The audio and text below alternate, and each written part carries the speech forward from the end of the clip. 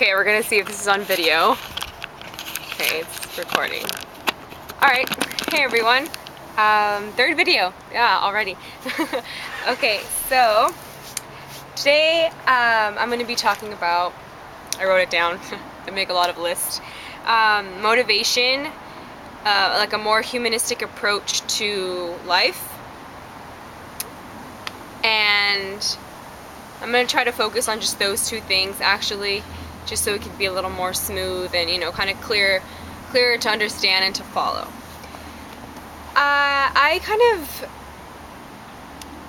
offer help and advice. A lot of my sources actually come from the humanistic theory, and basically what that is, it's Carl Rogers actually came up with it, and his theory basically focuses on healthy, not sick people. So, you know, instead of focusing on the ones that are ill or the ones that have mental disorders or anything, he focuses on individuals and their power that they have to shape their own personality.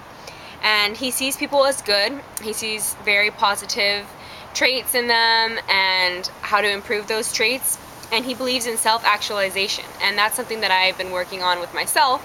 And I've always believed in it, but I just always thought it was, you know, too hard to achieve. And after researching more on this humanistic approach, it actually, you know, became very, very easy to follow. Self-actualization is basically where everyone has a natural tendency to become fulfilled. And he focuses on the present, not the past, not the future. So he's just very in the now. And although this is very vague on how the personality develops, it's still helpful to where you are right now in this situation. Because I don't like focusing on, you know, what you did yesterday or 5 years ago. I like focusing, you know, about how you can fix yourself now and how you can change your train of thought now so it can prevent anything, you know, from happening in the future. So basically there's this little kind of triangle chart thing, and it's basically the hierarchy of needs by Abraham Maslow, and it's in order of motivation. So basically his theory is saying that there's like a physiological base that you need. Everyone needs water, everyone needs food, sleep, sex, homeostasis, excretion, all of that is like very biological. And we need that. We need to breathe, we need food, it's like the very bare minimum. And then after that, you have safety. So you have the security of your body, of employment, of resources, of morality, of your family, of health, of property. So it's just like you're secure. You're like, one day you're not just gonna walk outside and, like, you know, have your kids stolen or something, kidnapped. Then next is love and belonging. So friendships, family, sexual intimacy. Basically, it's where, you know, you have a significant other or you have friends, family, that love and that like sense of belonging. And he's basically saying if you don't have any of this, then, you know, you're incomplete somewhere. And then after that comes esteem. So basically self-esteem, confidence, achievement, respect of others, respect by others. He's saying that if you don't have a self-esteem or if you don't have confidence, then you're less likely to respect others and be respected. And then finally is self-actualization, where you reach self-actualization.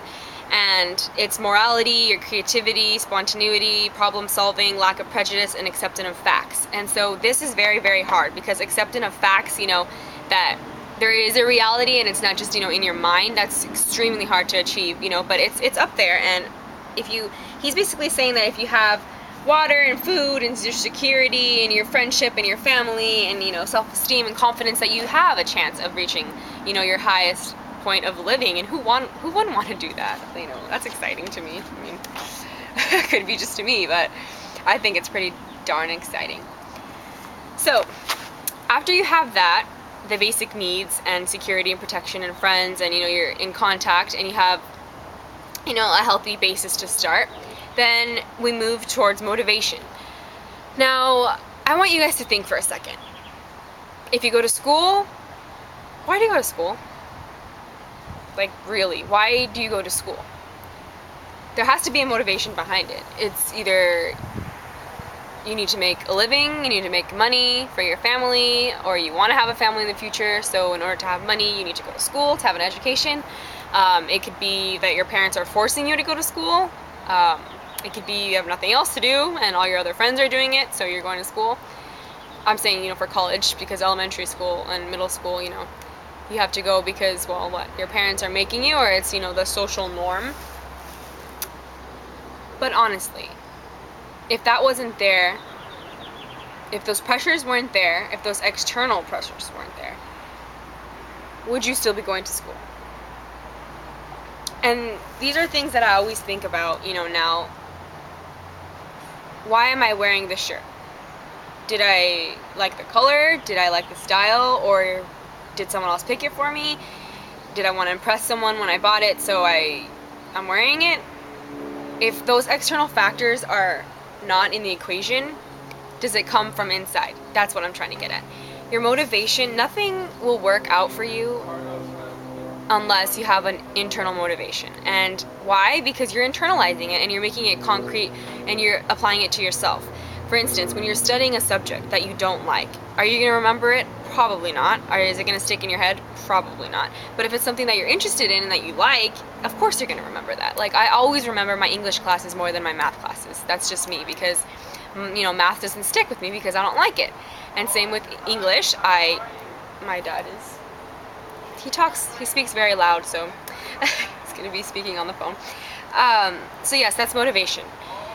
So for motivation for recovery, everyone asks me, what motivated you? I mean, was it like, and to be honest, what motivated me was that I wanted to have a family. And in order to have a family in the future, I needed to be healthy physically, to childbear.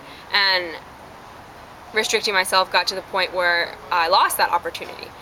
And that just scared me when I went to the doctor, and they told me that if I didn't get healthy now, then there was going to be a chance that I would have problems in the future. And that just woke me up, and I just said, you know what? That's unfair to everyone around me and to myself. I deserve this, and that's what I want people to get at that point in their battles, that you're worth it. You're worth this. You're not worth harm or, restricting yourself from life. Like, you're worth it. And whatever your motivation may be to recover, I urge you to find it quickly. And how you find it, well, you just sit and you have to think, you have to ask yourself, like, honestly, am I happy right now? And you just have to ask yourself, and then you can write down, like, how you can help yourself with that. And there are many ways, you just have to be proactive and assertive to do it. And there is called extrinsic and intrinsic motivation. Basically, extrinsics, it is what it sounds like. It's basically motivations that come from outside of the individual, and they often involve rewards such as like money, social recognition. And intrinsic, it actually comes from inside, like, and you get something purely just like personal gratification, like, yes, I finished that puzzle, like, you're not looking for like, oh, good job, you're just looking for something inside, which is, it's hard, and of course we want praise and we want all of that, but I'm speaking in terms of reaching happiness. You can't be motivated by the outside. You have to be motivated by the inside. And once you are, once you are motivated by yourself, then of course it's going to be easier, because you're the one that's going to be walking around in your body the whole, your whole life. So you're the one that's going to be motivating yourself. And I just want to touch up on the fact of perception and how big of a role that does play in our lives. Perception, okay, so if you have a motivation to do something, say because you feel that you're getting older and you're missing out on the great things in life. Like, say if you're working a job and you've been there, almost all your life, and you feel like you need to take a vacation. Okay, so your motivation is what? So basically, I'm getting older and I want to experience the world. That's your motivation, And so that's internalized. It's not, because I want to show like my girlfriend how much money I have, so let's go to Brazil. It's not that. It's internal. And since you're internalizing it, it's going to be much easier to reach that goal. And so basically, you just have to write down, how can I reach this goal? Do I work extra hours 1 week and then just tell my boss, I need to take a week off? Or, you communicate. Communication is the bomb. No one knows what you're feeling. They can't read your mind. even if they can read your mind, they're probably not going to tell you and admit it, because that's awesome, but probably creepy. Like if your boss comes up and says, like, I know you want a 5-week, vacation, you know, they're not going to say that. So you have to go and communicate with them. And same with little things. If you just want something, you have to communicate with another person, and you have to just make it direct. And if you feel that you're not happy where you are, what are you waiting for?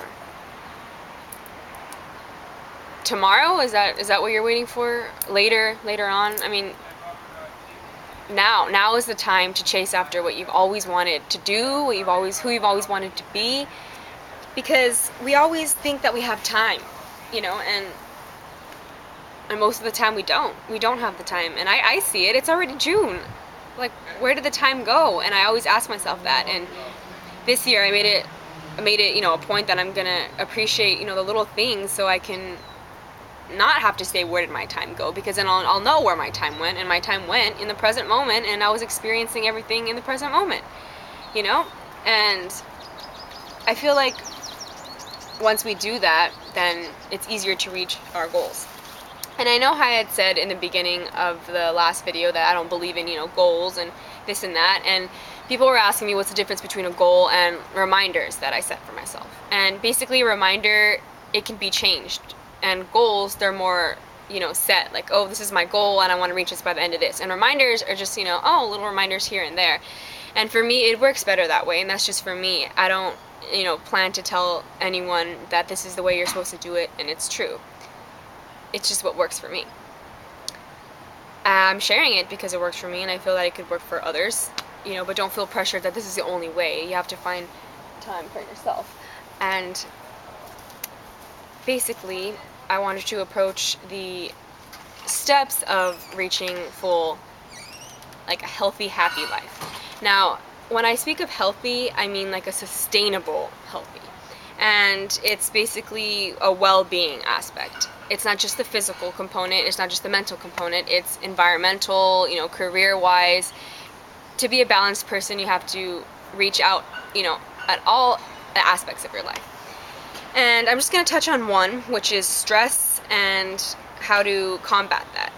Because if I talked about career, social, financial, physical, community, all those aspects of well-being, I would probably be here till midnight, and I'm pretty sure you guys would be falling asleep by that time.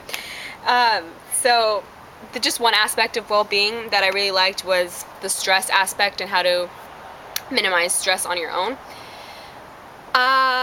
I feel like we create more stress on ourselves than we actually really have, and I can feel it when I'm doing it, and I want to just slap myself. Well, I don't want to slap myself because that would be abuse, and I don't advocate for that. I just want to kind of like, you know, come on, Vanessa, what are you doing? Why are you making a big deal out of this? And I always used to complain so much and make huge deals about the littlest things.